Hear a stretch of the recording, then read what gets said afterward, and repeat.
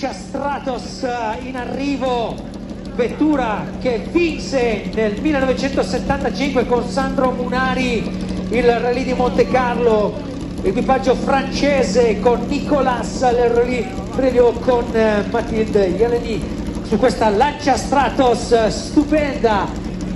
Questa è una foto veramente che va incorniciata, Mauro, questa stupenda vettura che vinse appunto l'edizione del 1975 con Sandro Munari e Mario Mannucci, la 43esima edizione.